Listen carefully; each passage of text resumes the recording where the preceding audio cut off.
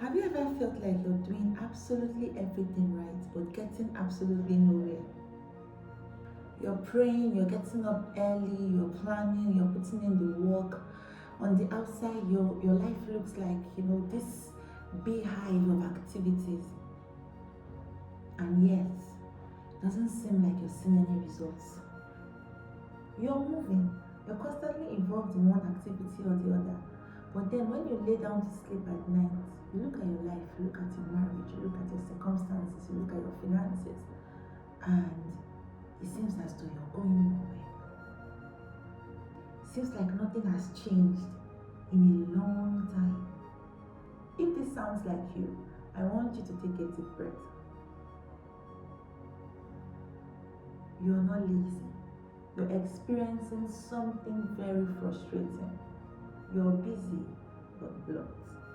So today we're going to be looking at the psychological and the spiritual reasons that people experience this and how to finally break the circle. Welcome back to Sis Council.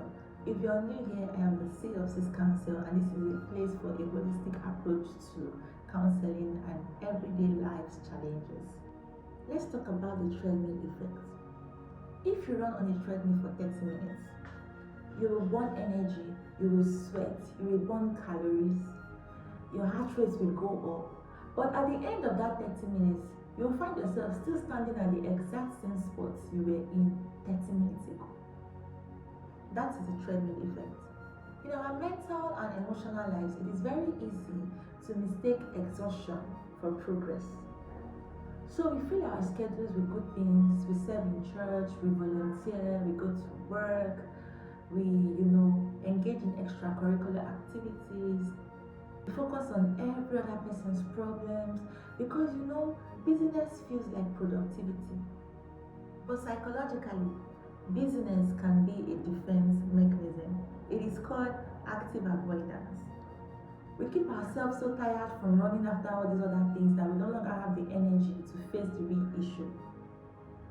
You cannot outwork a wound. You cannot overschedule a block. So, what exactly is holding you back if it is not a lack of effort? What exactly is it? Now, it usually comes down to three things. One, fear of the next level. Sometimes we spend our time running around in circles because subconsciously we are scared of what comes next. We stay stuck because subconsciously we are terrified of what success will demand from us, of what healing will demand from us. It feels easier to be stuck in a familiar place than to risk stepping into that unfamiliar place that is outside our comfort zone. Number two, wrong strategies for spiritual seasons. You cannot use a season of action to fix a season where God is calling you to rest and reflect. If God is trying to heal your heart and you are at the other side trying to build an empire, there will be friction. Number three, which is very profound, is unconscious limiting beliefs. For example, you might be praying for a healthy relationship, but unconsciously you are thinking that you are unlovable. You have a feeling deep inside you that nobody is going to love you for who you are, nobody is going to accept you as you are, nobody is going to embrace you. Your efforts is moving forward, but your belief system is keeping you stuck. The book of Proverbs chapter 23 verse 7 says, as a man thinks in his heart, so is he. If your core belief systems is misaligned with your efforts, you will constantly feel stuck. You will always feel blocked. So how do we break the block? Start with radical honesty. You have to stop asking, why am I not doing enough? And start asking, what am I avoiding by doing too much? True progress requires us to stop running on the treadmill and sit still enough to get the answers to this question. It requires us to bring our emotional exhaustion to God and say a simple and heartfelt prayer that sounds something like, Lord, I am exhausted. Show me what I need to drop and what I need to start doing. show me what is standing in the way. You see, healing does not happen because you work harder. It happens because you allow yourself to be vulnerable enough to address the root cause.